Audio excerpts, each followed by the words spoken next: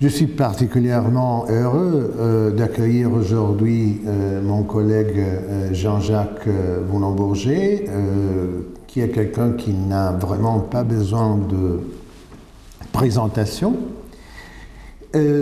Par ailleurs, je vous signale tout de suite qu'on aura l'occasion d'être ensemble, Jean-Jacques Voulon-Bourget et moi, aussi la semaine prochaine, le mercredi 12 février, pour un séminaire interne de l'IRFIL, dont Jean-Jacques Voulon-Bourget a été le fondateur, l'IRFIL qui est l'Institut de recherche philosophique de Lyon.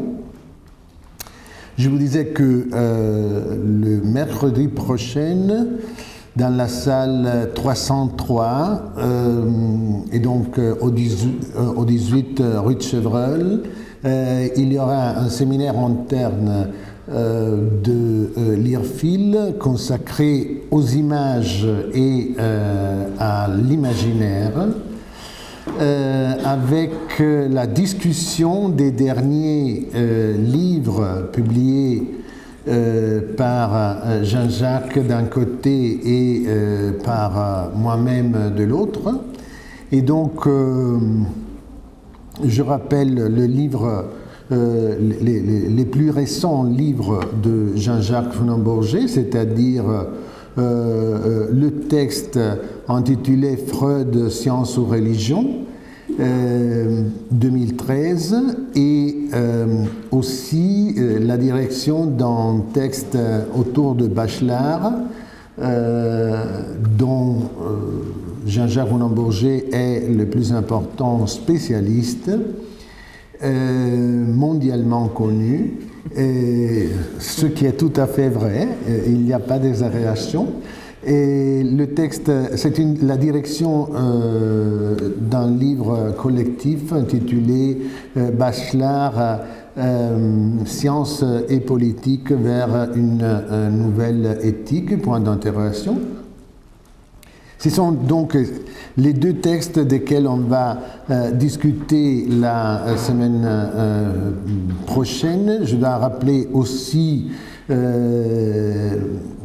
le titre L'imaginaire qui est sorti au PUF en 2013, et je ne peux pas me souvenir de toute la bibliographie de Jean-Jacques, mais je rappelle au moins le texte intitulé Philosophie des images qui était sorti au PUF en 1998.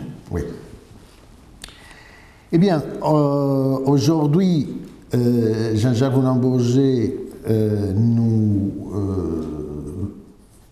donnera sa réflexion autour de la question des écrans qui nous concerne directement.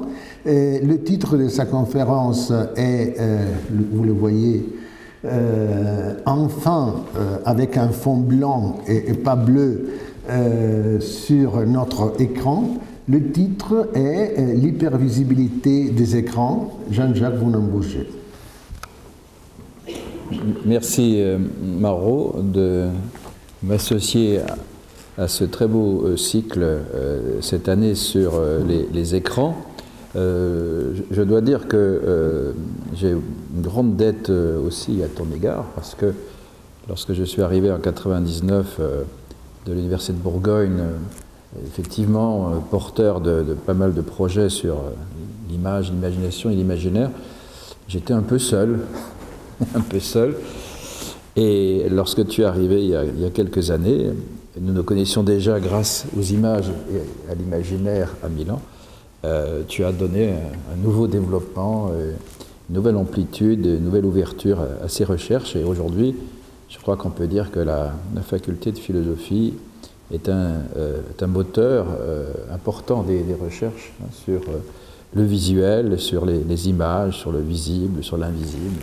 Bref, et aujourd'hui sur les écrans. Et donc, vous avez de la chance finalement d'avoir, dans un environnement déjà porteur sur Lyon, avec beaucoup d'écoles et d'autres disciplines universitaires, notamment à Lyon 2, vous avez la chance d'avoir beaucoup de compétences et je suis heureux d'être associé à cela.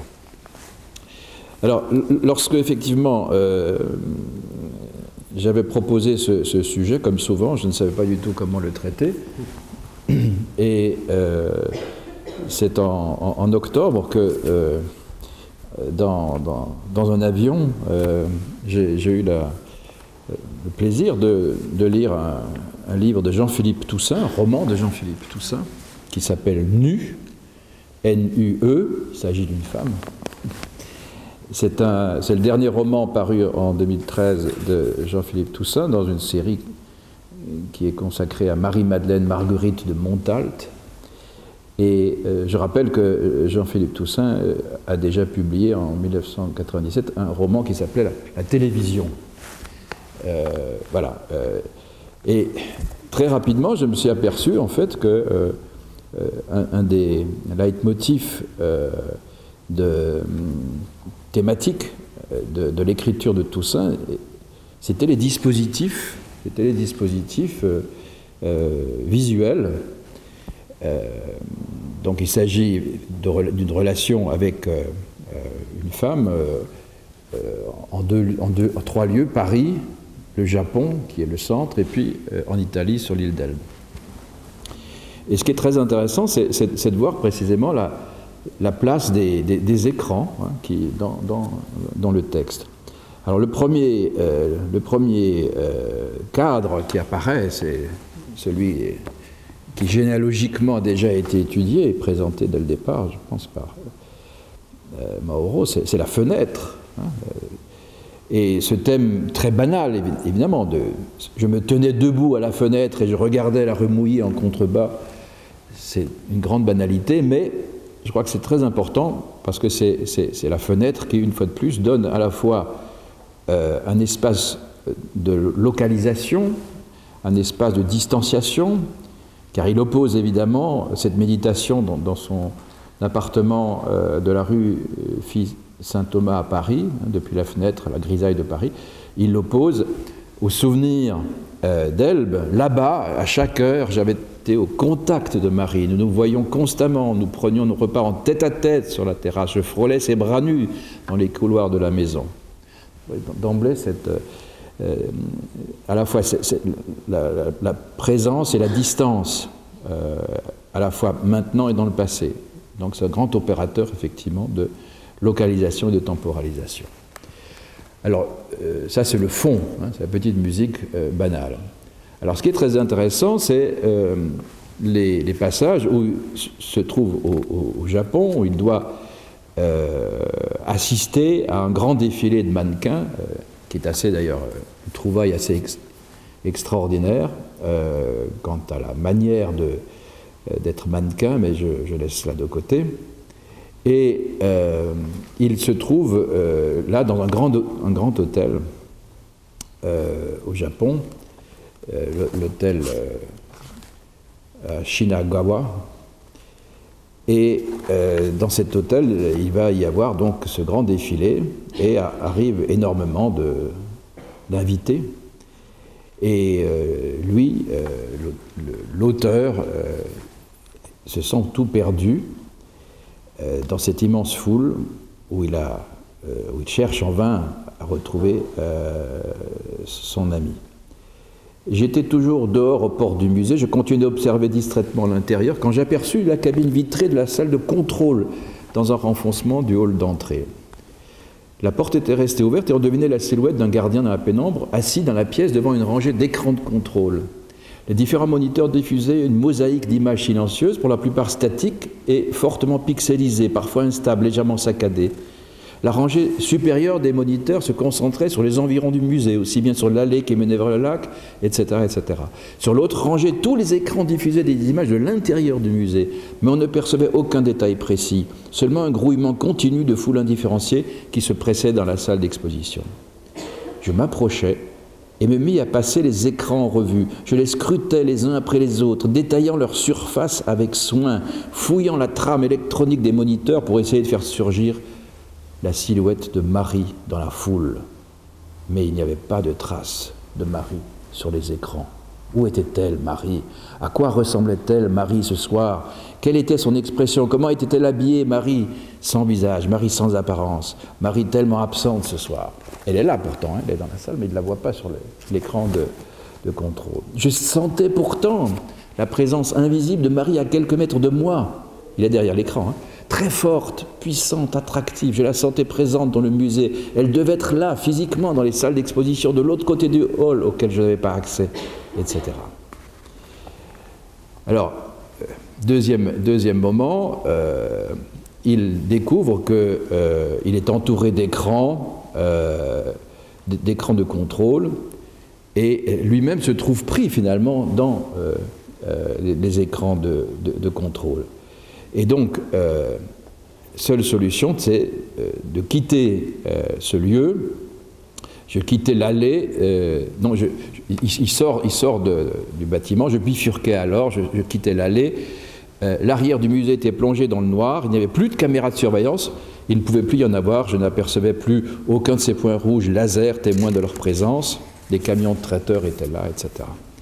Et donc, il s'engage en fait sur des escaliers de secours à l'extérieur, comme nous ce matin, à la suite des alertes, et il monte sur le toit du bâtiment. Je continue à progresser le long de l'escalier de secours quand le ciel de Tokyo m'apparut par-delà la ligne des toits très pure, d'un noir transparent parsemé d'étoiles.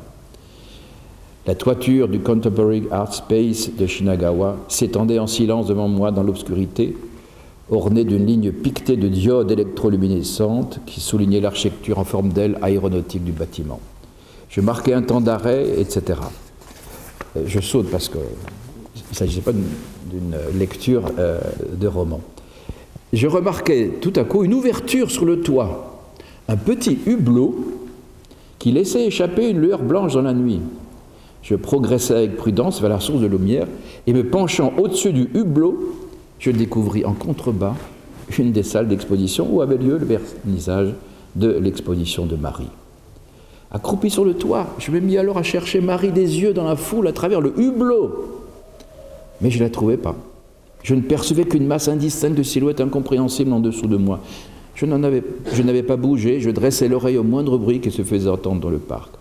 Alors je passe. J'étais là, accroupi sur le toit, et je continuais de chercher Marie du regard à travers le hublot, impatient de la découvrir au plus vite, sachant que je ne devrais pas tarder à repartir, etc.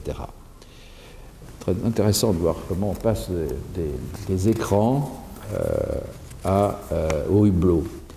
Et ce thème du hublot revient plusieurs pages. Je me tins quelques instants à distance de la source de lumière avant de revenir prudemment vers le hublot, prenant garde d'offrir le moins de surface possible au regard, comme si mon corps était une cible potentielle et chaque regard en contrebas une arme qui eût pu m'abattre. Parce que le hublot reste sous la surveillance possible des écrans. Vous voyez tout un emboîtement d'espace. Et un peu plus loin, je m'interrogeais alors sur la nature de la réalité que j'avais sous les yeux. Je ne savais quelle valeur accorder à ce réel ankylosé qui m'apparaissait comme à travers un voile cotonneux. Cette réalité ouatée qui avait quelque chose d'une projection en 3 dimensions d'une scène issue d'un passé aboli, comme une de ces scènes engourdies qui auraient été engendrées par la machine de morale dans la nouvelle de Bioy Casares. Un monde proche et inatteignable sur lequel je n'avais aucune prise, avec lequel je ne pouvais pas interagir. Les personnages semblant évoluer, non pas dans le présent, mais dans un passé déjà révolu, dans des sortes de limbes, avant la naissance, après la mort. J'avais déjà éprouvé ce sentiment d'écartèlement pendant un rêve, etc. Voilà, donc je ne veux pas continuer, mais je vous invite à lire l'ensemble, il y a encore de belles pages intéressantes. Le lendemain de la lecture de ce texte, à Porto Alegre, des amis m'emmènent dans un musée, fondation, et c'est un musée fait par un architecte portugais très célèbre, Álvaro Siza, c'est le musée Ibre Camargo, et je trouve une architecture très très puissante. Et je vois ce long corridor dans lequel je vais rencontrer les 3 dispositifs de notre problème et les trois dispositifs du roman de Toussaint. Des fenêtres qui sont tantôt... il y a différentes formes de fenêtres. On ne va pas les commenter en détail, c'est simplement pour montrer qu'un architecte a transposé cela sans le savoir dans un espace matériel. Ça, c'est la fenêtre traditionnelle. Le hublot, qui est au-dessus des fenêtres. J'ai retrouvé le hublot de Toussaint. Donc il est vraiment vertical au-dessus de moi, la lumière. Et 5 mètres à côté, des écrans sur lesquels défile effectivement, en gros plan, un texte. Donc là, il est statique, mais voilà. C'est un écran assez grand quand même, qui a bien 2 mètres sur 3. Et tout cela dans le même espace du corridor. Donc différentes fenêtres, le hublot et l'écran. Voilà. C'est tout, c'était l'introduction pour dire que il me semble que la question de ces dispositifs, concurrents, fenêtres, hublots, écrans, peut se lire dans des ouvrages, dans des romans, peut se retrouver dans l'espace à 3 dimensions, une architecture. Là, c'est une architecture contemporaine au Brésil. Et donc, nous avons là toutes sortes d'éléments pour essayer de chercher à mieux comprendre la question des écrans dans cette problématique en obtenant une sorte de synergie pluriartistique, notamment littérature et architecture. Alors, je ne veux pas introduire davantage la question des écrans, mais simplement pour faire la transition avant de poser le problème. Au Brésil, évidemment, il y a des écrans dans les rues et vous avez la possibilité, sous les gratte-ciel, de suivre le match de football dans toutes les rues. Ça, c'est le plus grand écran du monde, qui est à Pékin, devant la cité interdite. Ce n'est pas une publicité statique, c'est un écran de télévision où l'image change toutes les secondes. Et c'est d'après les Chinois, c'est mentionné sur la plus grande du monde. Mais dans cette compétition, il faut toujours se méfier. La Chine et les écrans ludiques universitaires. Et puis, vous rappelez effectivement, avant d'entrer dans le sujet, que nous fabriquons les images et qu'il y a effectivement ici un représentant de la poiesis des images. Ici, c'est un studio de la télévision chinoise reconstitué. Et puis voilà les étudiants de la Hong Kong University de culture visuelle qui ont des studios pour préparer des émissions. Donc ici, on a effectivement la femme tronc du journal d'information et voici en fait l'espace réel de fabrication, le studio. Et ce qui est intéressant, c'est effectivement de passer de l'un à l'autre pour se rappeler effectivement l'artefact qu'est l'image. Alors ça, il faudrait commenter longtemps, c'est également des images écrans qui sont obtenues par des caméras cachées. C'est une image écran de plus en plus quotidienne dans les vidéoconférences. Et puis on arrive au sujet. Donc quel est le sujet que je vous propose de traiter? Il s'agit effectivement de prendre conscience que sur nos écrans apparaissent des espaces-temps qui rompent avec les distances et les échelles de la perception ordinaire, et par perception ordinaire, je veux dire à la fois de la vie quotidienne, mais aussi ordinaire au sens spécifique, c'est-à-dire celle que permet, sans artefact, sans médiation, l'organisme d'un bipède dont la hauteur moyenne est de 160 cm, 1,60 m, hein, en tout cas en Occident, et qui dispose d'un regard frontal à peu près à cette altitude-là. Et je voudrais évidemment réinsérer cette constatation, la disproportion entre les distances et les échelles naturelles et artificielles, je voudrais les relier à cette science dite de la proxémie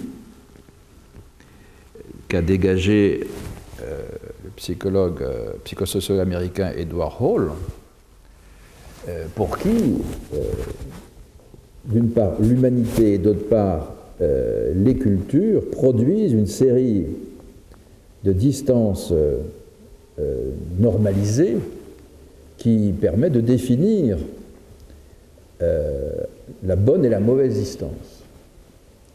Et par bonne et mauvaise distance, j'entends effectivement d'un côté des attributs purement performatifs, c'est-à-dire qui permet de bien voir, j'entends des attributs esthétiques qui procurent du plaisir, et j'entends aussi des attributs éthiques, c'est-à-dire que la bonne distance est aussi la distance de la bienséance, hein, et la mauvaise distance, c'est la distance de la transgression des codes.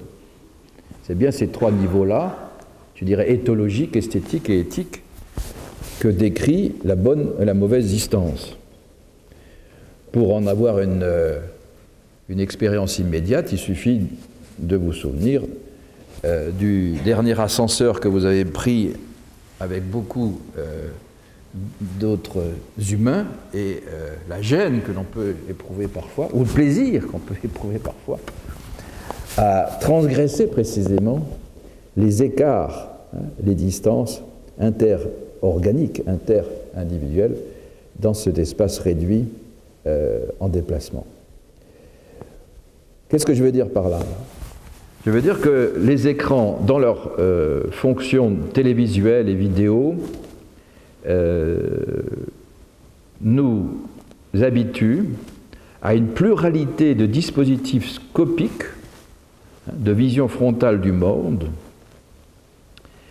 diversité qui élargit effectivement les normes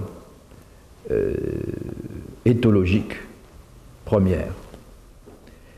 Et je voudrais donc essayer de réfléchir sur ce dispositif qui a commencé évidemment par la peinture, puis la photographie, puis le cinéma, et qui nous introduit aujourd'hui dans une sorte de transe cyclique où les images sont tantôt source d'une vision panoramique et synoptique, jamais vue, et à l'opposé d'une vision macroscopique, d'une proximité transgressive, d'une proximité pré-intimiste quasiment, car on peut parfois voir ce qu'on n'a jamais vu, et qui par conséquent élargit le visible dans ces deux extrêmes, le lointain et le prochain, ce qui est même le plus loin possible et ce qui est le plus proche possible. C'est donc cette expérience de cette donation absolue du visible sur les écrans que je voudrais essayer de décrire puis d'interroger sur le plan esthétique et sur le plan finalement éthique. Donc première expérience du regard occidental en tout cas, qui est la découverte que le monde peut se voir de loin et de haut. Et que le bipède à 2 pieds au sol que nous sommes n'est pas simplement enfermé dans cette rencontre frontale du corps et du monde, mais qui peut gagner en échelle et en profondeur en changeant de point de vue. Alors ce changement de point de vue, qui est nécessairement un point de vue verticalisant, il a été peu intégré finalement dans le regard pictural, ni même dans le regard littéraire. Certes, il y avait toutes sortes de promontoires offerts par la nature, les montagnes, mais on sait combien les sociétés anciennes, et jusqu'à la fin du Moyen-Âge, n'avaient que peu d'intérêt pour la verticalité et pour la perception du monde vu d'en haut. Les montagnes ont été vraiment conquises axiologiquement et esthétiquement, mais qu'à partir de Pétrarque et du mont Ventoux, qui constitue la première description, effectivement, d'une ascension de montagne et d'une sorte de jouissance de ce changement de point de vue sur le monde. Et il faut attendre, vous le savez bien, le romantisme pour que les Alpes deviennent véritablement une source de valorisation et de jouissance esthétique. Et dès lors, il est intéressant de voir que c'est bien l'imaginaire seul qui, pendant très longtemps, a permis de déplacer ce point de vue, le point de vue anthropologique, les pieds sur terre, vers un point de vue imaginaire en altitude. Et une des premières attestations, finalement, de cet imaginaire panoramique en altitude, c'est le célèbre tableau d'Aldorfer, que vous avez là, qui, dans le fond, représente une vue aérienne panoramique qui n'a besoin d'aucun véhicule en tant que tel, qui est par conséquent un déplacement purement immatériel, mais qui commence à créer une vision fantastique, une vision qui n'est pas réelle ni réalisable à l'époque. Mais très rapidement, on le sait, vous avez ici une carte du célèbre Mérian, qui au XVIe siècle va généraliser cette recette des visions des villes, des panoramas des villes, pris d'un point en altitude qui effectivement est totalement imaginaire. C'est une image irréelle et qui, en même temps, nous donne une révélation, un dévoilement du visible comme personne ne l'avait jamais vu. Et on sait depuis combien la technique va servir effectivement d'occasion et de support pour permettre à l'œil d'aller réellement dans cet endroit utopique, dans cet endroit utopique qui n'existait jusqu'à présent que dans le cerveau finalement de ces peintres et de ces dessinateurs. Tour à tour, on le sait, ballons, avions, satellites, drones, nous permettent de nous accoutumer à cette autre vision du monde. Voici une des premières photos de Paris par Nadar, d'un ballon. Le voyage va devenir très fascinant. Vous avez évidemment ici Artus avec son appareil rendu célèbre dans le monde entier et qui nous a rendu familier cette expression « le monde vu d'en haut ».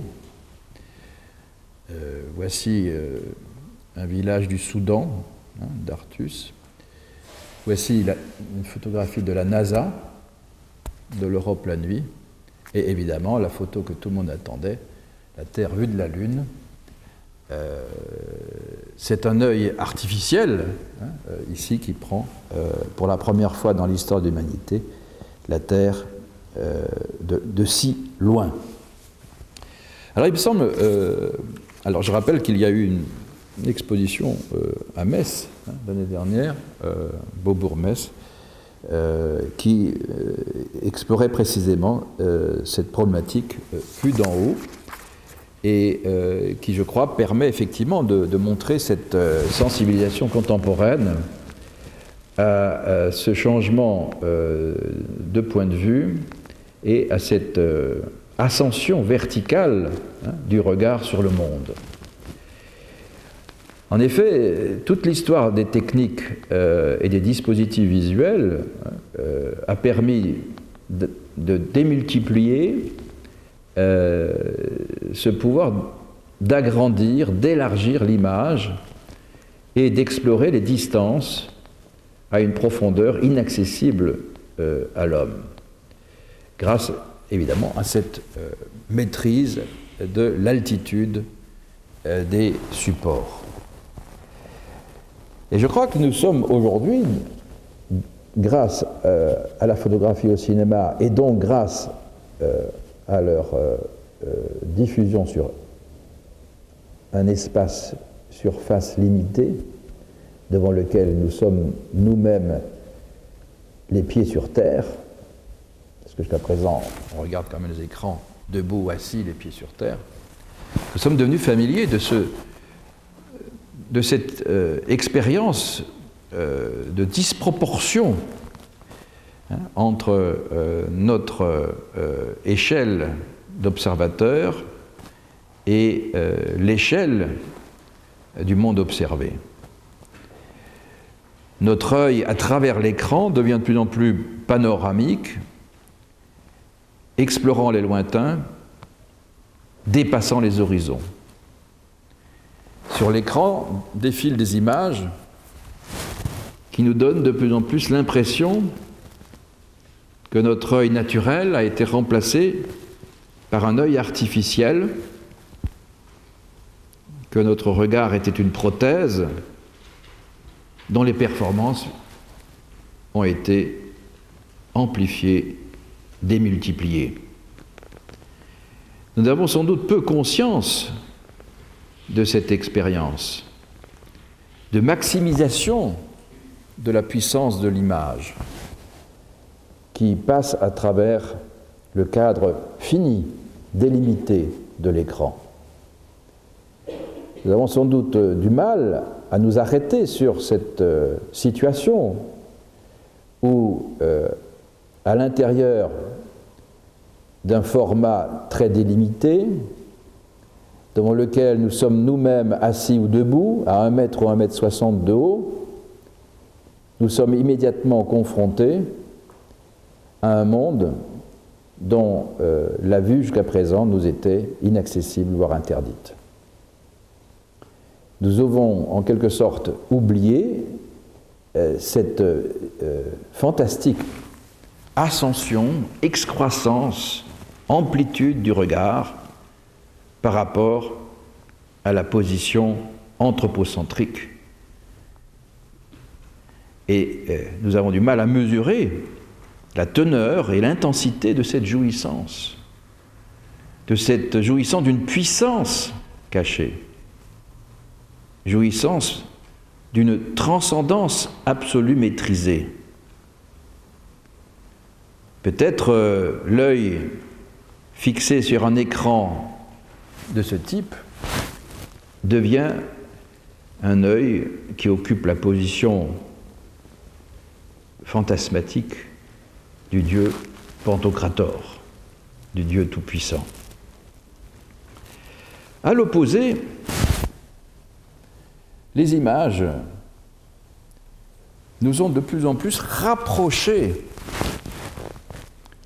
de la réalité. Et l'optique est devenue de plus en plus micro ou macro, c'est-à-dire nous rapprochant bien plus que les distances rendues nécessaires ou possibles par la simple adaptation au réel. Certes, cette optique-là, qui est l'inverse de la première, celle de la macrophoto, est moins spectaculaire dans un premier temps et exige moins de moyens techniques en termes de déplacement de point de vue. On a moins besoin d'artefacts pour se rapprocher du visible que pour s'en éloigner. Mais il s'agit néanmoins d'une révolution optique fondamentale, puisqu'on s'approche par l'artefact de l'image et par sa diffusion sur l'écran, en fixe ou en mouvement, de ce qui est justement en deçà de la bonne distance. Et je rappelle que par bonne distance, j'entends à la fois celle de l'habitus social, et qui est très variable. Je soulignais tout à l'heure les apports de la psychosociologie de la proxémie qui montrent bien comment ces distances qui séparent le monde privé du monde public varient selon les sociétés. Et le psychosociologue peut, au centimètre près, trouver les bonnes distances qui varient selon qu'on est dans telle ou telle société sur la planète. Il y a donc bien une construction de cette bonne distance. Mais cette bonne distance, elle est aussi esthétique et éthique, je l'ai dit. Or, le gros plan constitue justement cette manière à distance de s'approcher paradoxalement au plus près de ce qu'il y a à voir. Et souvent de s'approcher de ce que l'on ne peut voir d'ordinaire dans les situations de monstration, de visibilité. J'ai pris ici l'exemple du chanteur d'opéra, Pavarotti, on parle que d'Italie ici aujourd'hui, que je trouve fondamentalement obscène. Pourquoi ? Mais parce que l'opéra n'a jamais été fait pour être vu en gros plan. L'opéra est une immense scène dont on fait l'histoire, qui permet d'occuper l'espace, qui permet de théâtraliser des rites, des postures. Mais on n'a jamais demandé à un chanteur d'opéra d'avoir une dentition de star que l'on peut apprécier sur gros plan à la télévision. Je trouve obscènes les gros plans sur des chanteurs d'opéra. On pourrait dire exactement la même chose pour l'homme politique. L'homme politique, le tribun, a toujours utilisé un espace qui lui permettait d'être vu de loin, et pas de près.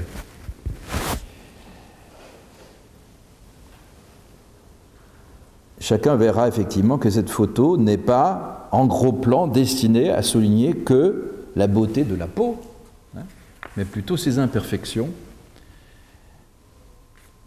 D'après Google, il s'agissait de Madonna, mais j'en suis pas sûr, mais les spécialistes de Madonna pourront reconnaître si les lèvres sont bien celles de Madonna. En tout cas, cette photo est elle aussi profondément choquante. Pourquoi ? Mais parce que le gros plan permet de découper, de construire un champ visuel de l'invu, de ce qu'on ne voit pas en temps normal à la bonne distance.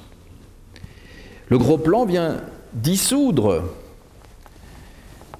les frontières entre le lointain et le proche, entre le public et le privé, entre la forme d'ensemble et le détail.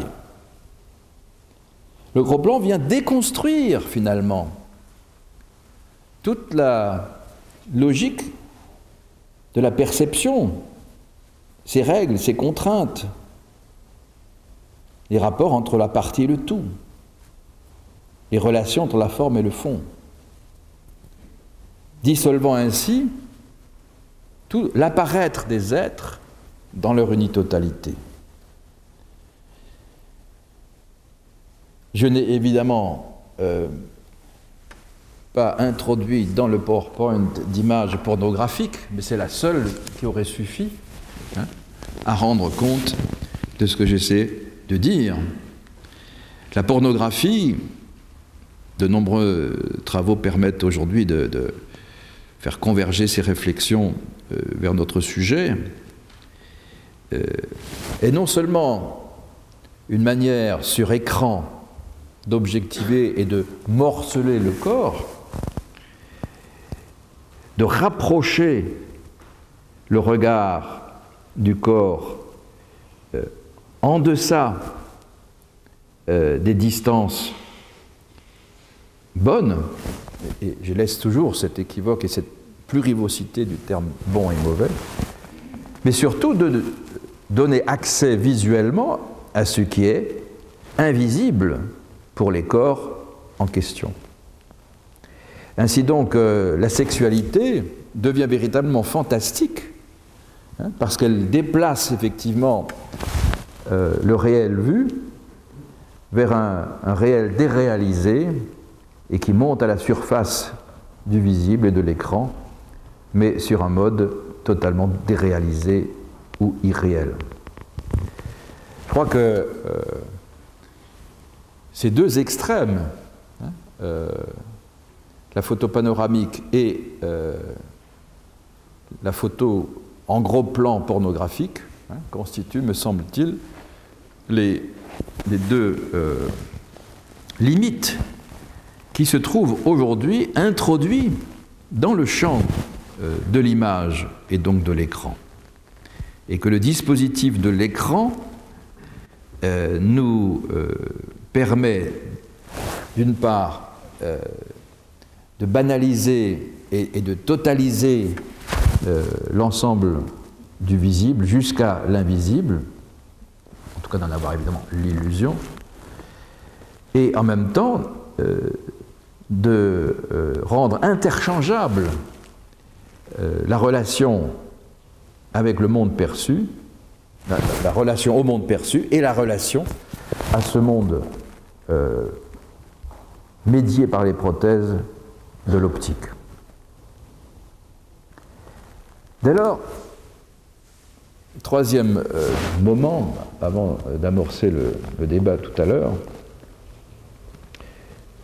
faut-il s'arrêter là ou précisément voir qui regarde ainsi ce monde en gros plan ou en vue panoramique?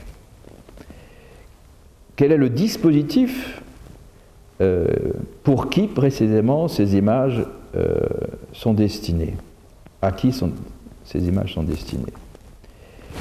Et je voudrais ici rappeler que dans le fond, l'écran lui-même doit être vu et qu'il faut bien un spectateur face à l'écran et face à cette dialectique à l'infini du lointain et du prochain. Et sur n'importe quel site aujourd'hui de Google, je prends ici un site qui s'appelle Distance, taille, écran,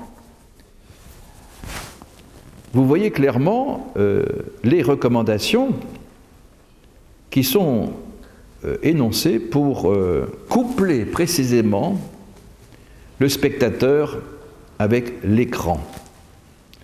Et pour permettre justement à l'œil humain, avec ses propriétés physiologiques, organiques, anatomiques, pour permettre à cet œil d'être totalement en continuité, en projection avec cet écran.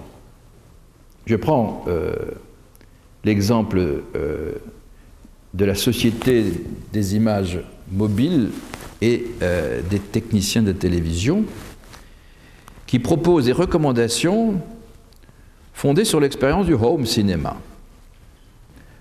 En effet, regarder un film en 21:9 sur un écran 16:9 ou inversement provoque immanquablement une frustration du fait que l'image ne remplit pas l'intégralité de l'écran, car elle paraît trop petite. Et nous avons remarqué que le rapport plaisir, immersion, confort, plaisir, immersion, confort, dépendait plus de la surface de l'image, quel que soit son format, que de sa hauteur. Nous recommandons donc une distance de visionnage égale à 2 fois la racine carrée de la surface de l'écran. C'est objectif. Et toutes ces recommandations ne sont, à notre avis, valables que pour des écrans destinés à ne diffuser que des films. Pour les programmes de télévision, nous recommandons une distance de visionnage maximale de 3 fois la diagonale de l'écran et un peu moins, soit 2,5 pour les cinéphiles. Vous voyez ? On est là quand même dans un ensemble de propositions extrêmement intéressantes pour se trouver à la bonne distance de cet écran qui lui-même va nous entraîner dans de nouvelles bonnes distances avec le monde. Et vous avez de très jolis, d'ailleurs, petits dessins qui permettent de montrer, en position assise évidemment, parce qu'on est quand même mieux assis devant l'écran que debout, de montrer les différents proportions, les différents formats, et vous pouvez avoir énormément de détails sur les centimètres près des distances en fonction des écrans, des pixels, etc. Bref, il y a toute une science, je crois, de la perspective que nous pouvons mettre en place pour le corps regardant face à ce monde qui apparaît dans tous ses états et dans toutes ses distances et dans toutes ses échelles sur l'écran. Eh bien, en 1514 déjà, Léonard de Vinci, avant ce dessin de Dürer, expliquait le mécanisme de la camera oscura, de la chambre obscure. En laissant les images des objets éclairés pénétrer par un petit trou dans une chambre très obscure, tu intercepteras alors ces images sur une feuille blanche placée dans cette chambre, mais ils seront plus petits et renversés. Et le début de la grande histoire de la chambre obscure, c'est-à-dire de ce dispositif qui était destiné à rendre possible une reproduction fidèle et objective des objets à la lumière, donc des images du monde, mais en plus petit que le monde. Est-ce que finalement, le dispositif que je viens de rappeler, ce qui apparaît sur l'écran et le dispositif spectateur-écran, est-ce que ce ne serait pas l'inversion précisément de la caméra obscura? Est-ce que le couple spectateur-écran dans le home cinéma ne constitue pas un dispositif inversé qui nous libère précisément de la vision objective du monde, qui nous libère de la conscience perceptive du monde, pour nous introduire au contraire dans une sorte d'expérience fantastique, celle d'un nouveau réel, à la fois plus loin et plus près, et donc plus grand et plus petit que celui que nous voyons dans le réel. Et est-ce que le nouveau dispositif n'est pas également l'inverse de tout cet art de la perspective qui avait cherché sciemment à trouver les bonnes proportions pour rendre possible une représentation normalisée, universelle, rationnelle du monde. Ici, au contraire, aujourd'hui, devant les écrans, c'est l'inverse de cela. Les nouveaux dispositifs du home cinéma, où alternent macro et télévision, ce nouveau dispositif est sciemment normalisé en vue de nous enfermer sans bord, parce qu'il ne faut pas voir autre chose que l'écran, en vue de nous enfermer sans bord dans cette réalité augmentée. D'où ces recommandations sur la bonne distance entre le spectateur et l'écran en fonction de la taille de l'écran et du nombre de pixels. Car l'objectif est bien d'immerger le regard spectateur pour qu'il n'y ait plus de paroi de l'écran, pour qu'il n'y ait pas non plus de hors-écran, comme ça arrive selon l'endroit où vous vous placez dans la salle de cinéma. Il s'agit donc bien de faire que le visible à l'œil nu et le visible à l'œil augmenté coïncident en un spectacle fantastique du tout du monde. Et sans doute, l'ensemble des nouvelles technologies intégrant casque et réalité 3D vont sans doute accroître l'intensité de cette nouvelle relation au monde augmenté.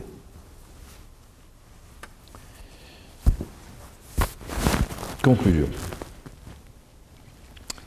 Le dispositif des écrans,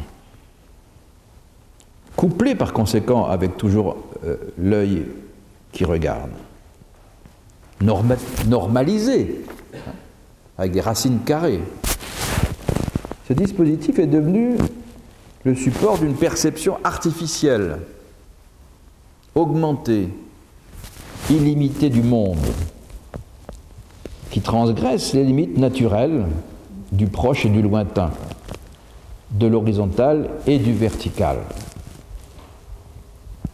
Ce dispositif est donc devenu l'occasion et le lieu de ce que j'appellerais une scopie utopique. Il est devenu l'agent de ce rêve ou de cette pulsion de l'hypervisibilité du monde, car il faut qu'il n'y ait plus aucune distance qui nous sépare du monde et qui sépare l'image de l'œil. Bref, la proxémie devient superflue. La proxémie n'est plus qu'un art éthologique que les arts de l'écran, que les techniques de l'écran cherchent à dissoudre. Reste alors la question. Cette dissolution de toutes les distances et cette dissolution de tous les écarts qui permettent précisément de prendre la conscience de la différence entre le monde perçu en réalité et le monde représenté en image, cette dissolution des distances qui différencie généralement ce qu'on voit bien et ce qu'on voit moins bien, ce qu'on voit pas du tout ou ce qu'on voit totalement,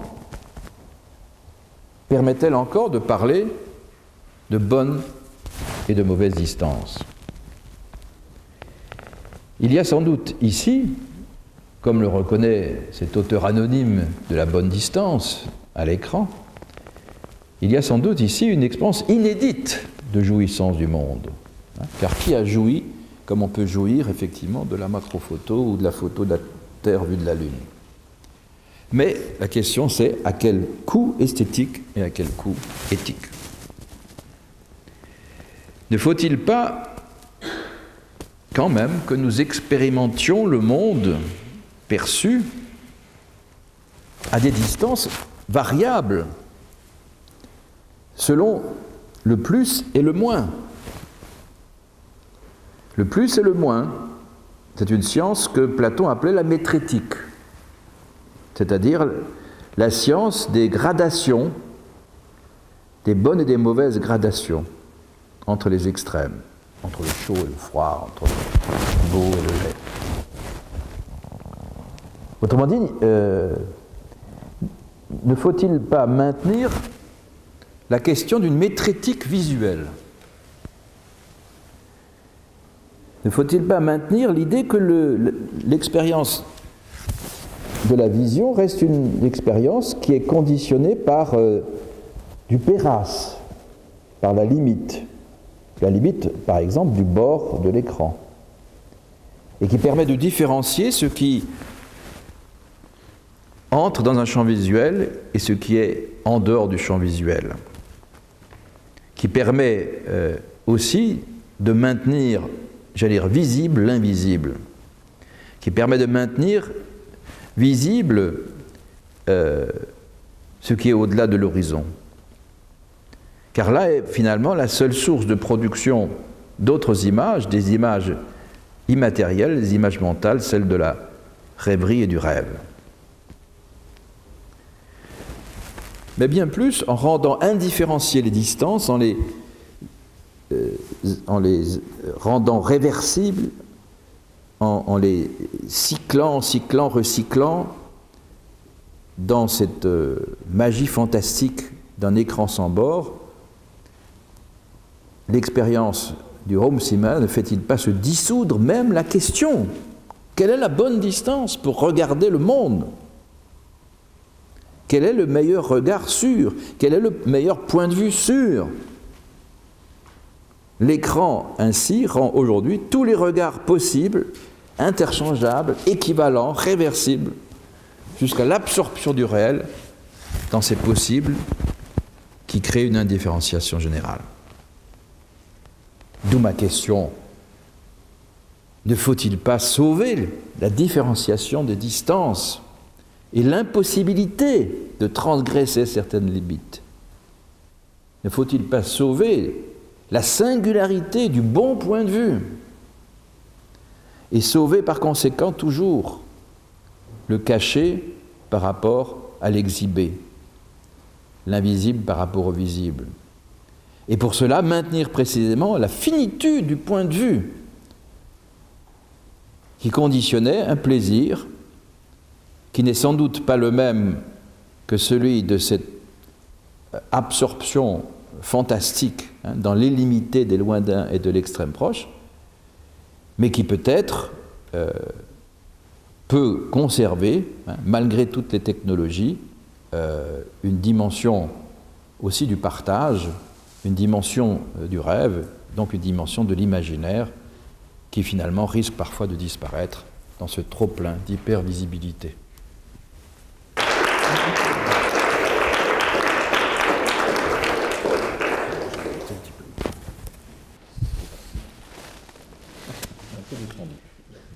Merci beaucoup Jean-Jacques pour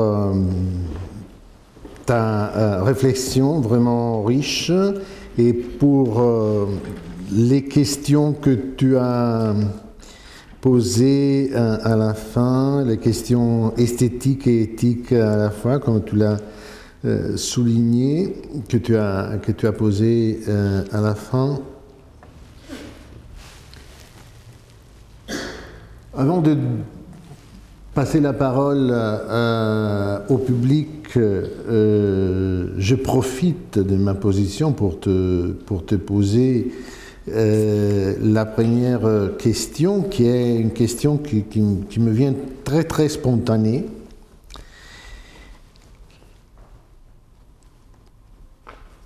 C'est-à-dire, à la fin de ta conférence, tu as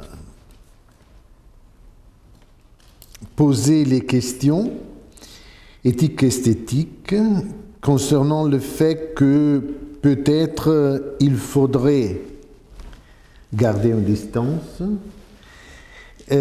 pour éviter une hypervisibilité qui efface une véritable possibilité de voir. Mais alors, ma question est: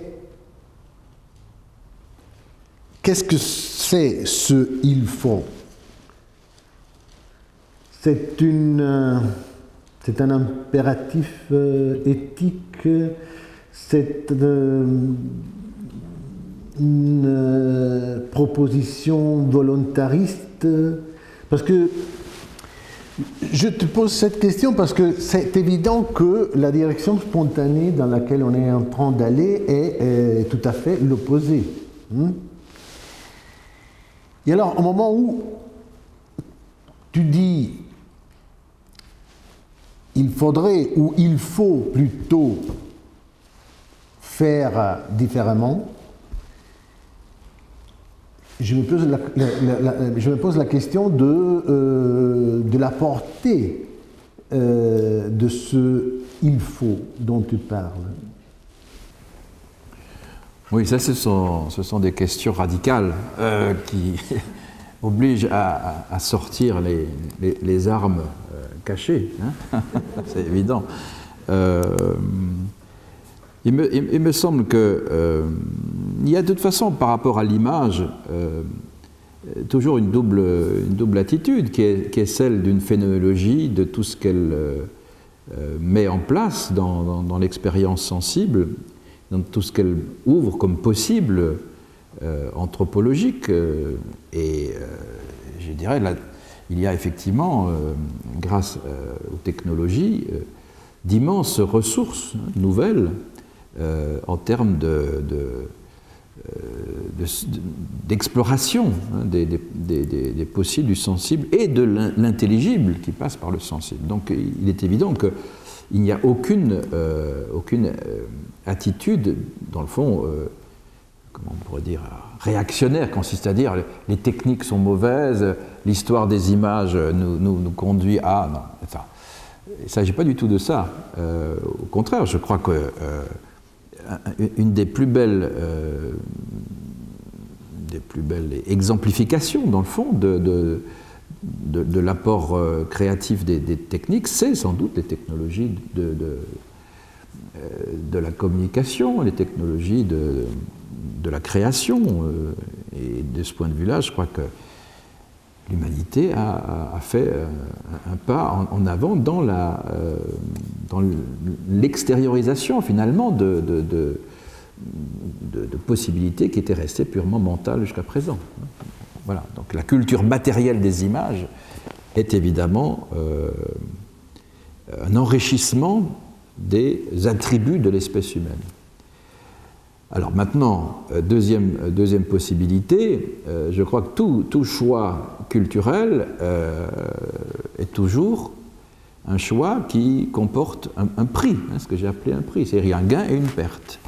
Et on sait bien que ce raisonnement qui consiste à penser bénéfice et perte est un raisonnement qui est devenu général aujourd'hui dans la plupart des décisions que l'on est amené à prendre dans le champ des pratiques, hein, on le sait, dans le domaine médical, dans le domaine politique, technique, toute innovation se trouve confrontée à cette question bénéfice-perte ou bénéfice-risque, hein, parce qu'on ne gagne jamais sur tous les tableaux.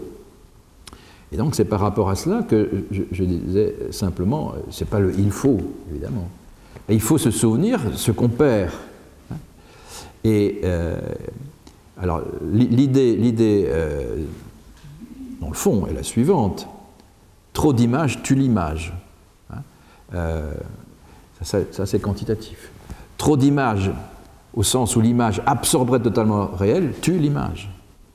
Et donc, je pose la proposition qu'à tout moment, l'image doit comporter de la limite. Ce qui est une proposition platonicienne.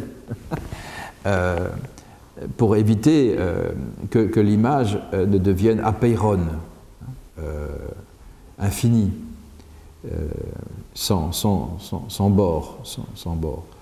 Et il me semble que là, on atteint un dispositif hallucinatoire d'un monde totalement vu sous toutes les distances et toutes les échelles, et que ce dispositif hallucinatoire me semble réduire effectivement la portée esthétique et éthique de l'image. Et donc il y a un appauvrissement anthropologique là-dedans. Donc si je dis il faut penser qu'il y a une autre voie possible, c'est quoi? C'est d'abord de l'hygiène. Ça commence par de l'hygiène mentale, et puis ça se poursuit par une lecture, oui, éducative, politique. Ce qui veut dire que les avancées technologiques que l'on peut faire des images ne rendent pas forcément légitimes tous les usages. Et ça, une proposition qui me semble être acceptable dans bien d'autres domaines des technologies aujourd'hui.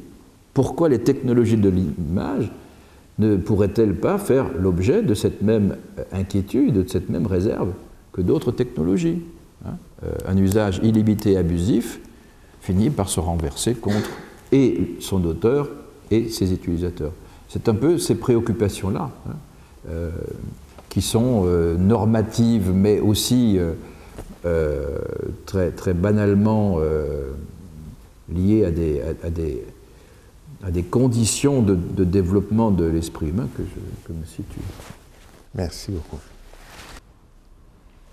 Anna Caterina.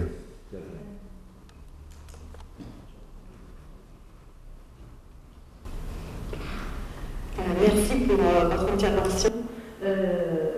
J'avais trouvé beaucoup de suggestions de choses sur lesquelles aussi je suis en train de travailler.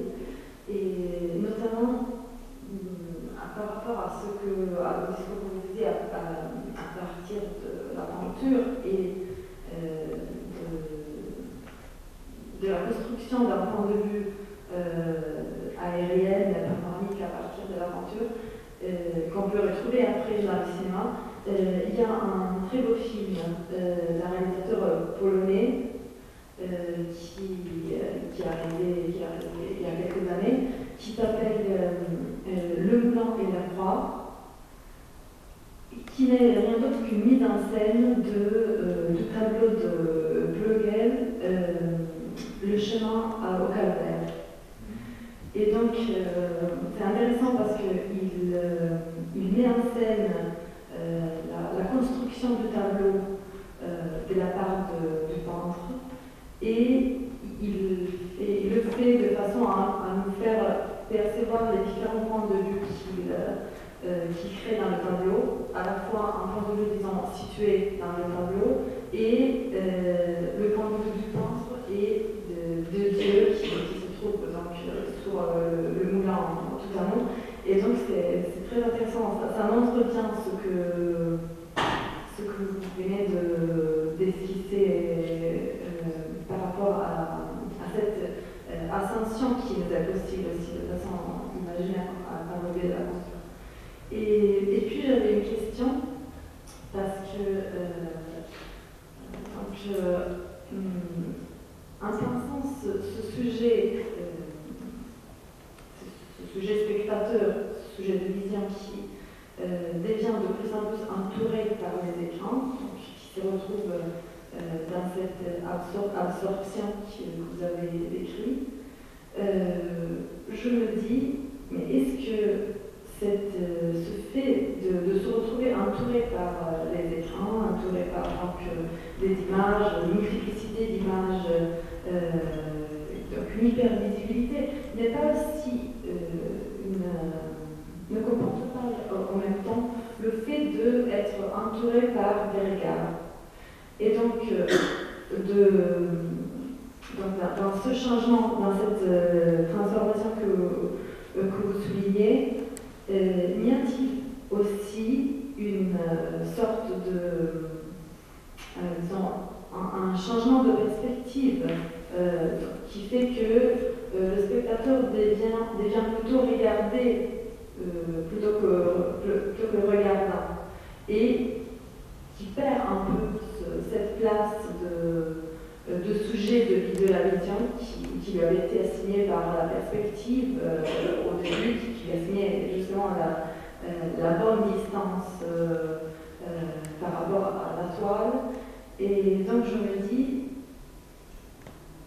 est-ce que cet enjeu éthique, esthétique est aussi lié à ce renversement de perspective qui est à l'acte, qui est en train de se produire évidemment? Ma réponse, je la prendrai dans le livre de Jean-Philippe Toussaint, hein, que j'ai lu, qui me semble bien restituer sans doctrine, hein, on est dans un roman. Toute cette ambivalence finalement des dispositifs scopiques, parce qu'on a à la fois cette obsession de l'auteur qui cherche à retrouver Marie hein, par différents instruments. Et le premier, c'est quand même des écrans de contrôle. Je veux dire, là, on a une très belle allégorie quand même de ce que vous êtes en train de dire. Les écrans sont à double sens hein, aujourd'hui. Et il y a donc cette inquiétude de la recherche, mais qui est obligée de passer par le lead procuste finalement des écrans de contrôle. Bon. Et ensuite, dans un deuxième temps, il cherche une alternative. Hein. Il fuit, il sort, il monte sur le toit, et là il a le hublot. Moi, je suis fasciné par le hublot, parce qu'effectivement, le hublot c'est une source de lumière de l'intérieur vers l'extérieur, mais c'est aussi une manière de l'extérieur de regarder vers l'intérieur. Hein. Donc, renversement du hublot. Et là aussi, à la fois une sorte d'amélioration, de gain dans l'attente de voir Marie, hein, mieux qu'à travers l'écran, et en même temps, toujours la surveillance aussi, hein, parce qu'il y a les caméras qui quand même, etc. Vous voyez, donc, je trouve cette atmosphère est assez bien restituée, et évidemment, in fine, c'est dans la salle, évidemment, qu'elle va la rencontrer. Il n'y a que l'espace réel qui, sans interface et sans dispositif optique qui...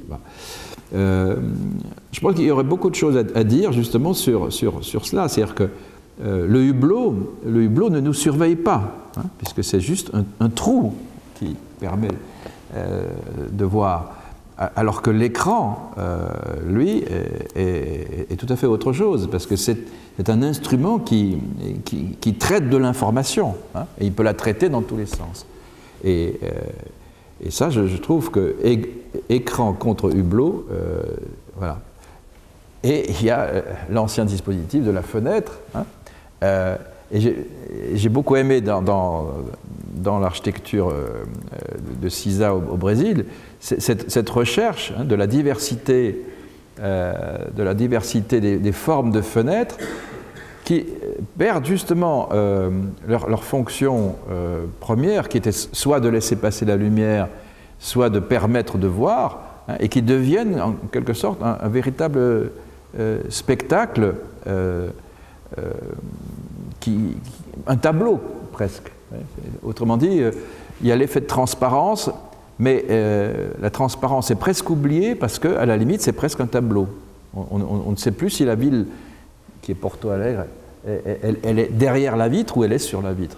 Enfin, tout ça n'apparaît peut-être pas sur la photographie hein, ainsi, mais je vous assure que sur place, c'est très très troublant de voir cette fonction technique de la fenêtre se charger de toutes sortes d'autres phénomènes. Et cette fenêtre est juste à côté de l'écran sur lequel l'écran vidéo, hein, sur lequel défilent des textes. Alors voilà, je trouve que il y a là toutes sortes d'éléments hein, qui permettent de produire d'autres herméneutiques beaucoup plus subtiles de tous ces passages qui permettent effectivement d'accéder artificiellement au monde, c'est-à-dire tous ces cadres dans lesquels le monde se donne à voir. Et sans doute y a-t-il aujourd'hui à la fois une polyvalence de tous ces dispositifs, mais aussi une accentuation de leurs fonctions les plus opposées, hein, avec une possibilité justement de ce renversement dans le contraire qui est la marque des grandes révolutions. Hein. Et nous sommes dans une révolution du voir, nous sommes dans une révolution des images, et une révolution, c'est souvent un renversement. Tu peux me montrer encore l'image avec l'hublot, s'il te plaît? Donc là, je suis debout hein, sous le hublot, hein, donc je montre le hublot, et donc à gauche, à droite, il y a des fenêtres, celles que vous venez de voir, et à gauche, il y a l'écran. Hein, et tout ça est vraiment au même endroit, on voit tout. C'est fabuleux, cette construction architecturale. Ce qui m'a tout de suite rappelé cette image est l'œil de Dieu qui est en train de me contrôler.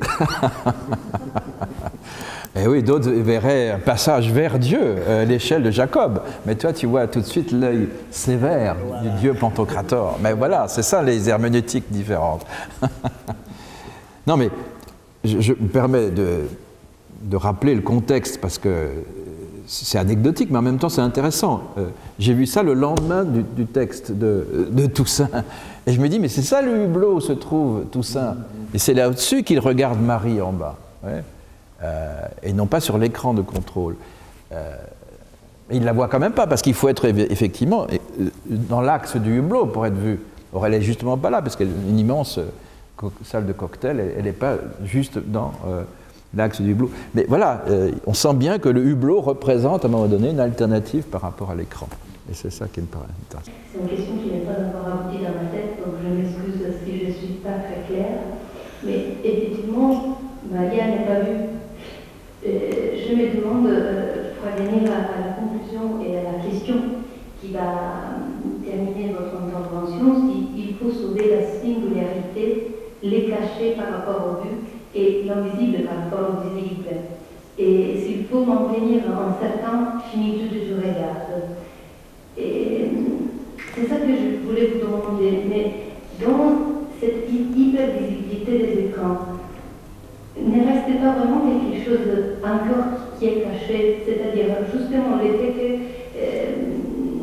qu'il y a l'idée de démultiplication des images qui vraiment un peu à la surface du visible, mais dans ces mouvements, ils ne vont pas cacher encore quelque chose. Si, puis je me permettre l'exemple, les fameux exemples du pli, l'effet de duplier des fois quelque chose ne comporte pas un pli dans un autre sens. Et effectivement, si la finitude du regard va pas vraiment se dissoudre dans cette hypervisibilité, dans les dispositifs des écrans. C'est ça.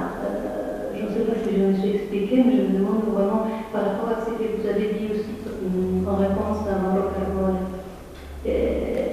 l'idée qu'il y a quelque chose, limite, vous avez parlé des mythes. S'il ne reste pas quelque chose de caché quand même, ou dans un autre sens, mais dans la hypervisibilité, il reste quand même une autre manière d'invisibilité. Je ne sais pas si je me suis vraiment... Oui, non, je suis entièrement d'accord. D'ailleurs, j'aurais dû insister peut-être sur le terme. J'utilisais le mot illusion. C'est l'illusion de l'hypervisibilité. Et donc, c'est un fantasme. Il est évident que cet élargissement du champ du visible est de toute façon borné quand même. Hein. Vous avez beau faire le visage de Pavarotti, vous pouvez ensuite essayer d'aller de plus en plus près en gros plan.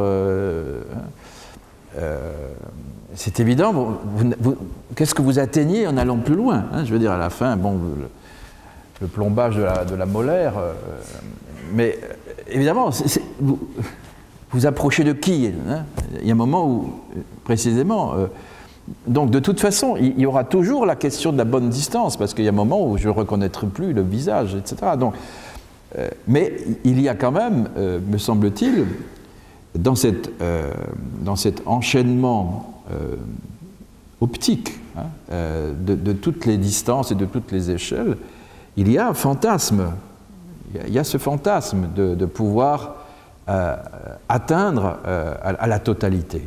Et c'est évidemment une illusion. Et nous, en métadiscours philosophique, nous pouvons dire que c'est une illusion. Mais pourquoi y a-t-il quand même tant de produits qui le cherchent et pourquoi y a-t-il tant de spectateurs qui se laissent happer par la jouissance de cela? Donc voilà, soit on fait de l'anthropologie, soit on fait de la philosophie. Là, moi j'ai fait de l'anthropologie, vous êtes en train de faire de la philosophie critique. Évidemment, en métadiscours, on sait bien que c'est une illusion.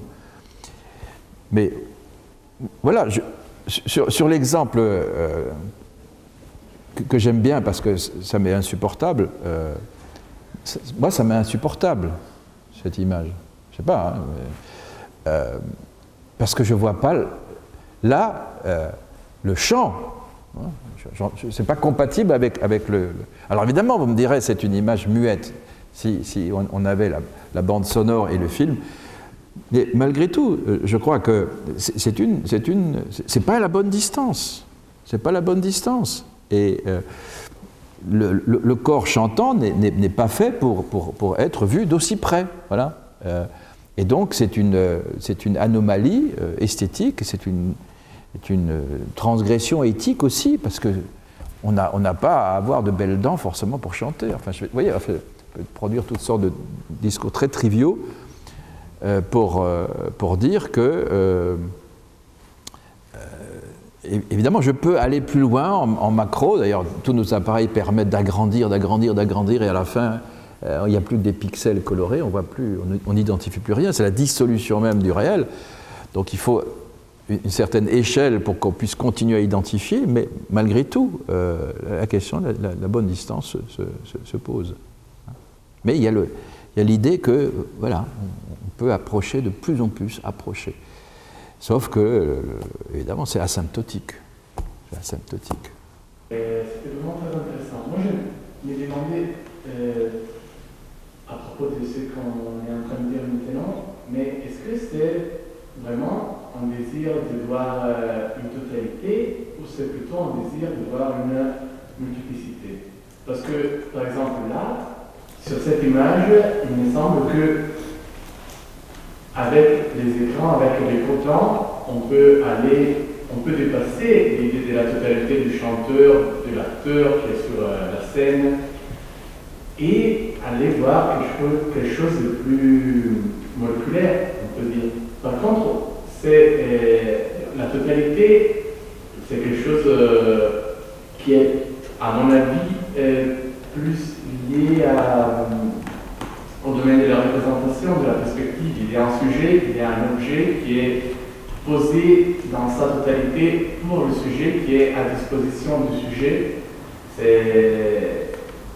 C'est ça, c'est un rapport qui, dans la représentation, on peut dire, il y a un rapport qui envisage une connaissance totale, envisage la possibilité de saisir un objet de la part du sujet. Par contre, là, dans ces renversements, comme vous l'avez défini, il me semble plutôt qu'on a la possibilité de se libérer aussi de ce fantasme de la totalité, peut-être pour suivre d'autres fantasmes comme celui de la multiplicité, mais en même temps, il y a, à mon avis, il y a aussi une liberté dans cette multiplicité que la réalité nous nie auparavant. Les oreilles non métaphysiques se bouchent les... Hein, mais là, on est dans la métaphysique, c'est évident. Totalité, c'est pas et infini, totalité et pluralité. C'est sûr que le terme de totalité est signé, hein, il est signé comme un concept métaphysique qui cherche effectivement à penser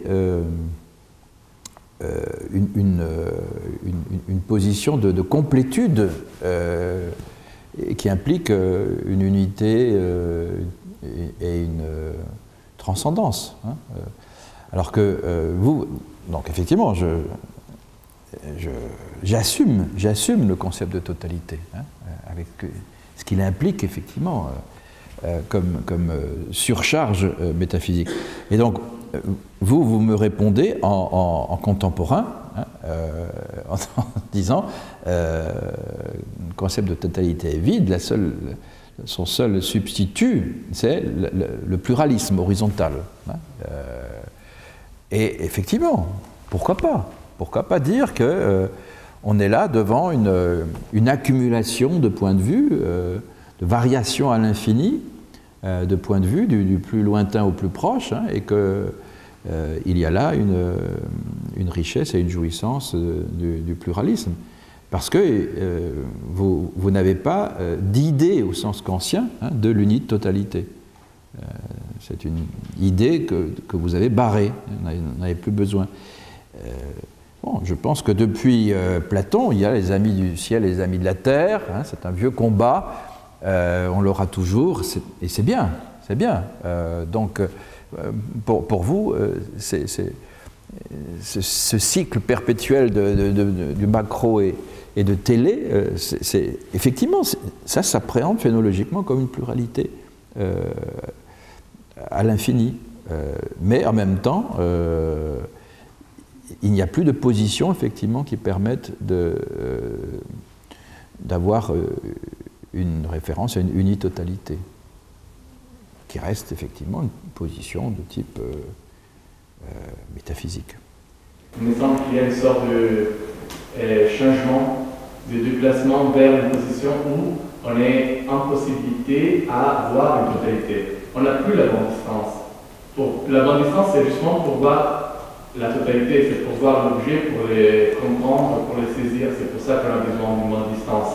Par contre, dans cette pluralité de points de vue, dans cet perspectivisme, on est vraiment en possibilité d'avoir la bonne distance. Évidemment, à mon avis, il y a toujours des limites et des distances, parce que l'écran, c'est une médiation, un écart. On peut dire, c'est presque paradoxal. On est en train de penser à un monde, on dit, plus immédiat, lorsque on agit toujours à travers une médiation qui est, au point de vue technique, sûrement plus évident qu'auparavant. Avec le modèle de la fenêtre, oui, il y avait toujours une médiation, mais c'était plutôt métaphysique. Par contre, là, on est toujours dans une situation de médiation, de rapport au monde médié par des écrans, par des dispositifs. Et c'est là, il me semble, nous empêche de penser encore une totalité. C'est pour ça que je ne voulais pas... évidemment, il y a ces deux positions, évidemment, on peut discuter de ça, mais il me semble qu'il y a vraiment une sorte de déplacement vers une autre position, vers une position où il n'y a plus une position privilégiée pour regarder, il n'y a plus une bonne distance, il n'y a plus la possibilité de voir une totalité. Les uns pleurent et les autres rient. Hein, voilà, ça aussi, Démocrite et Héraclite. Hein, là, alors, j'ai jamais dit qu'il y avait quelqu'un qui a accédé à la totalité. La totalité reste toujours, de toute façon, asymptotique. Hein, donc. Mais effectivement, la question, c'est est-ce que le point de vue de la séparation, hein, est-ce que le point de vue de la séparation n'est pas un point de vue qui a été privilégié pour rendre compte de la situation de l'homme, de la situation, ce qu'on appelait la condition de l'homme ou la nature de l'homme, etc. Hein, parce qu'il ne peut pas justement tout voir, il y a des limites. Donc c'est bien la question de la condition et des limites. Alors que, effectivement, à l'âge post-métaphysique, on dit qu'il n'y a plus de position hein, privilégiée qui serait source d'une herméneutique particulière, d'une meilleure compréhension voilà, de l'homme. Je pense que vous avez raison au sens où vous décrivez effectivement ce qu'on pense aujourd'hui hein, à propos de cette prolifération des points de vue et des distances et des échelles. Mais on peut aussi encore, je crois qu'aucune idée ne peut être définitivement vraie, tant qu'il y aura de la pensée, il y aura de la discussion. Je pense qu'on peut s'interroger, je n'affirme pas, je ne dis pas que vous avez tort, on n'est pas dans le tort ou raison. Je pense qu'il y avait quand même dans cette idée de point de vue et de bon point de vue, je maintiens effectivement cette dualité bonne et mauvaise, hein, en sachant qu'elle n'est pas unilatérale, une manière de mieux penser effectivement l'art, la culture, etc. Mais je crois que ce n'est pas un dialogue de sourds, mais c'est un dialogue qui ne peut pas aboutir à la reddition de l'un ou de l'autre, parce que nos positions sont incompatibles. Mais elles sont complémentaires, aujourd'hui, dans le champ de la philosophie. Je me demandais quelle était la place du texte dans votre présentation, parce qu'au départ, bien entendu, on passe par un roman. Ensuite, dans le musée de Cisa, L'écran présente, si j'ai bien compris, un extrait des vagues, The Waves de Virginia Woolf, qui est aussi une façon qu'a le texte de multiplier les points de vue, puisque ce sont différents personnages dont les noms sont un peu normalisés et qui ont des points de vue différents sur un autre personnage. Alors qu'apporte le texte? Le texte vu sur écran, est-ce que c'est différent déjà du texte vu sur papier? Ça, c'est un débat bibliothécaire aussi, mais bon. Voilà. Et qu'apporte le texte par rapport à ce danger de l'hypervisibilité? Une question qui m'oblige encore à énoncer une position radicale. Après avoir été iconophile, iconodoule, iconolâtre du visuel, j'en suis arrivé, comme beaucoup, à dire ce que j'ai dit tout à l'heure. Pour sauver l'image, à un moment donné, il faut moins d'images et peut-être pas d'images. Et donc, effectivement, c'est le texte. C'est le texte qui devient le prolongement de l'image. Et peut-être, justement, cette relation entre texte et image est la vraie question aussi du visuel aujourd'hui. Est-ce que le visuel peut s'émanciper complètement de la textualité virtuelle ou actuelle, pas forcément de la verbalisation ou de l'écriture. Et donc, est-ce que le destin de l'image n'est pas de surgir du texte et d'y revenir? Voilà, c'est ça. Et que devient l'image lorsqu'elle s'est totalement désatellisée de l'écriture et de la textualité? Et donc, je serais effectivement amené à faire des allers-retours. D'où cette provocation aujourd'hui de ne pas commencer par une image, mais de commencer par une lecture. Vous avez parfaitement vu qu'il y avait une stratégie là-dedans que je n'aurais pas fait il y a 10 ans. Voilà. Oui, est-ce que cette intervention, on ne pourrait pas l'appeler l'hyperdomination par le regard ou du regard? Parce que si on peut calculer la bonne distance face à l'écran, c'est on calcule, la bonne distance disparaît parce qu'on le calcule, on le connaît par ailleurs, mais on le calcule par rapport à ce qu'on voit, à nos regards. Et peut-être que cette notion de bonne distance est plus, ou le bon point de vue est plus, la bonne position est plus présente dans le visuel que dans d'autres sensations, pas seulement le texte, mais aussi d'autres sensations plus par la peau. Et cette immobilisation calculée face à l'écran est peut-être due à une soumission de l'homme au regard, et la philosophie aussi, elle y contribue, parce que elle s'est, je pense, beaucoup plus intéressée au regard et au visuel qu'à d'autres sens. Donc, est-ce qu'on ne pourrait pas sortir de cette sorte de domination si l'écart disparaît de l'écran, mais on sera dominé par l'écran? Est-ce qu'on ne pourrait pas en sortir en mettant en avant les autres sens? Là, on est quand même confronté à l'évolution des techniques, c'est-à-dire qu'on va vers des techniques de prothèse intégrale, c'est-à-dire qu'il s'agit bien d'accéder directement au cerveau de manière polysensorielle à l'avenir, c'est-à-dire de produire des excitations directes du cerveau, probablement avec l'odorat. Je pense que le film qui aura des odeurs, c'est pour bientôt. Enfin, je veux dire, vous voyez, donc on va dans le sens effectivement de la prothèse, et donc je crois que la question reste quand même la même, c'est-à-dire c'est la question que le texte technique appelle l'immersion. Moi, je trouve que c'est une très belle image, l'immersion dans l'écran. L'immersion dans l'écran, c'est-à-dire ne plus avoir conscience des bords. On est quand même dans un processus hallucinatoire, là. On recherche un processus hallucinatoire. dont l'excitant est à la fois pluriel, hein, donc il est beaucoup plus riche qu'avant, mais aussi qui nous transporte au-delà des limites anatomiques, justement, hein, et de cette vieille habitude que nous avions de voir le monde à partir d'un point de vue. Donc c'est fascinant, évidemment c'est fascinant, on n'a jamais joui autant qu'aujourd'hui. Mais en même temps, voilà. Bon, on va pas recommencer les questions, c'est ça. C'est un dispositif complet, hein, c'est un dispositif, chaîne complète, quand même, depuis l'enregistrement optique de l'image jusqu'au siège qui est disposé à l'arrivée à la bonne distance. C'est ce dispositif-là qui me semble être, on peut le redessiner à la manière de Dürer, quoi. Je veux dire, c'est ça, on est devant...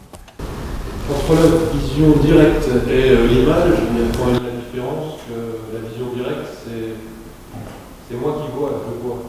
L'image, on me montre. Il y a un homme qui s'immisce dans ma perception. Est-ce qu'il n'y a pas un moyen de revenir par l'image vers quelque chose de plus authentique, de plus proche de la vision réelle? Et je pense au second écran que j'avais vu dans une conférence à ce séminaire. Le second écran qui pourrait nous remettre dans une dynamique de cheminer nous-mêmes et d'avoir une motivation à aller voir, ce qui est totalement perdu avec l'écran, puisque l'image se reproduit à chaque seconde, elle vient à nous sans qu'on ait à aucun moment besoin d'activer quoi que ce soit pour qu'une nouvelle image vienne à nous. Et on voit ce qu'on voulait voir. On ne se perd pas en chemin, on ne prend pas le risque de faire des rencontres inopportunes ou opportunes. Donc voilà, est-ce qu'il n'y a pas, par l'image, un moyen de retrouver quelque chose de la vision? J'ai envie de vous faire, sociologiquement, simplement l'objection gênante, hein, de la place de l'image pornographique. Je suis désolé de revenir à ça, mais je crois que c'est quand même un phénomène unique dans l'histoire de l'humanité, de cette proximité visuelle de la sexualité, des organes sexuels, et où précisément la dualité du perçu et du montré ne joue plus, ou du moins tend à disparaître. Et donc il me semble que là, effectivement, on est dans un usage quand même qui manifestement se répand de manière impressionnante, et qui doit nous poser question, parce que c'est bien joli de parler de certaines images, mais il faut aussi parler de celles qui réellement suscitent aujourd'hui des pratiques visuelles. Et donc là, là c'est l'inverse, parce qu'on est dans l'économie totale du fantasme, hein, et de sa réalisation par l'image. Alors évidemment, il y a l'image mentale d'abord, et puis ensuite il y a l'image externalisée.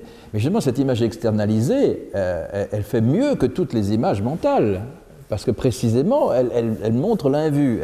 Donc effectivement, là, il y a quand même quelque chose d'inédit. Donc la toute-puissance de l'image pornographique me semble aujourd'hui quand même mériter réflexion, pour bien montrer la toute-puissance justement de cette image, justement dans la mesure où elle transgresse, c'est pas une question morale, hein, où elle transgresse effectivement le champ visuel ordinaire de la sexualité. Alors, comment ? Ben, une puissance hallucinatoire, parce que vous me dites, votre définition est juste au départ. La perception, c'est moi qui vois, c'est le sujet qui regarde, et l'autre, il regarde ce qu'un autre a vu. Oui, mais il y a quand même une superposition, voire une absorption des deux sujets, me semble-t-il, dans l'image pornographique, où justement on veut que les deux se télescopent. Oui, donc alors je suis d'accord que ce que vous êtes en train de rappeler, il y a des usages qui permettent d'introduire il faudrait parler du temps aussi, hein. On n'a pas parlé de beaucoup de temps, mais on a parlé de l'espace, parce qu'il y a aussi des temporalités, et ça aussi c'est intéressant dans le texte de Toussaint. Tous ces dispositifs scopiques sont aussi liés à une manière effectivement de s'insérer dans la temporalité. Alors, ce sont des questions que Mauro a beaucoup abordées aussi, dans une perspective proustienne, etc. Bon, tout ça, c'est là-dedans, hein, et voir aussi comment les temporalités se jouent. Alors, ça, c'est sous la plume d'un romancier. Mais on pourrait le faire aussi là. Mais voilà, là encore, l'image pornographique me semble être une image extrême qui télescope et qui passe aux extrêmes. Mais voilà, elle existe, et elle existe en grand nombre d'exemplaires, et elle est fascinante. Donc voilà. Je ne sais pas si vous avez lu sur les journaux, dans les jours qui viennent, qu'une une application a été inventée par un jeune israélien, une application pour le Google Glass, qui permettrait à quelqu'un, pendant un acte sexuel, de voir ce que son partenaire est en train de voir. Vous voyez? Et c'est exactement ce que Jean-Jacques disait à propos de l'image pornographique. Non, mais c'est sûr que la technologie va permettre de perfectionner encore. Hein, alors voilà, on peut dire que la pornographie sous toutes les coutures, c'est une pluralisation des vues, des organes et de la jouissance.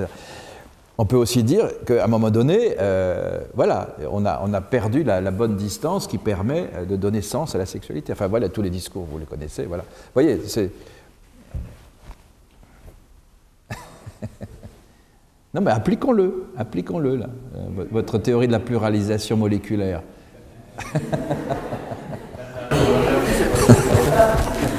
découpages dans la film pornographique, c'est justement fait en détruisant la personne, la totalité de la personne, pour voir que des pratiques et des objets. Et c'est comme ça qu'on dit... Ça, c'est un bel exemple de détotalisation quand même. Oui.